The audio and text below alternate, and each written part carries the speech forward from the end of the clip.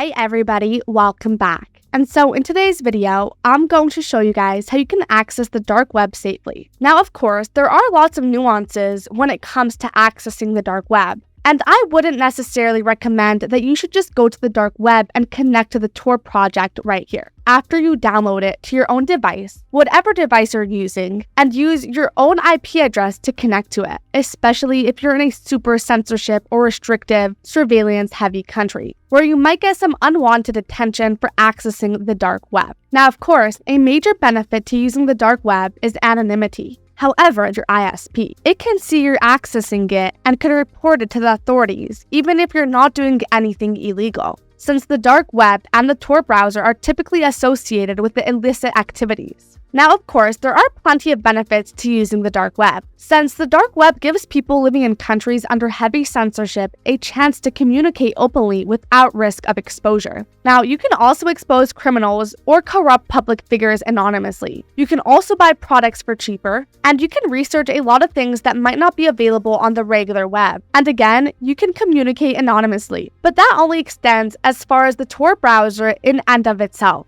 because your ISP can still tell they're using your own IP address to connect to the dark web. So what you want to do in this case is not only encrypt your browser by using the dark web and become anonymous while you're surfing, but you also encrypt your entire traffic and network by using a VPN. So now I've actually tested over a couple of dozen VPNs, and I've narrowed it down to these three as really the best overall. And they all vary in budgets and features, so you can just pick and choose depending on your preferences and really what you're looking for out of a VPN. So now we've got here Express, Nord, and Surfshark, all of which are super good VPNs for heavy censorship countries. But if you're specifically in China, then I would just recommend that you go with ExpressVPN because that is the best option for China. Okay, so with regards to accessing the dark web, after you downloaded the browser itself, what you want to do is simply start the Tor browser and you'll get a file that looks like this. But before you do that, let's say I'm going to connect to Ireland right here.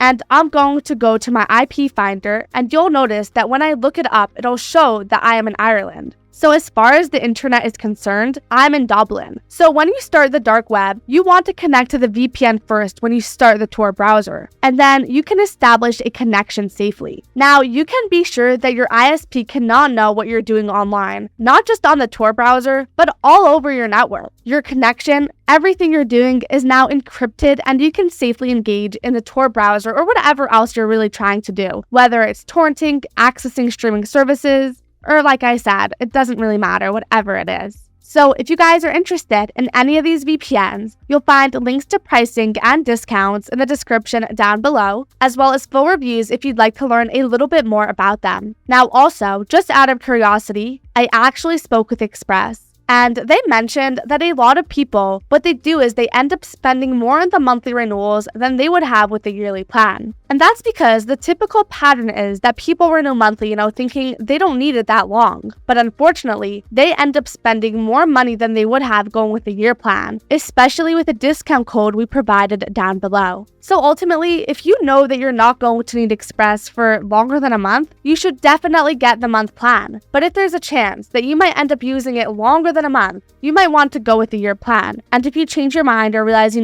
don't need it that long, you can always get a refund and go back to just a month at a time plan. And so that's pretty much it for this video. Don't forget to like and subscribe if you'd like to support the channel and stay up to date with everything VPNs and cybersecurity. Thank you guys so much for watching, and I'll see you in the next one. Have a great day.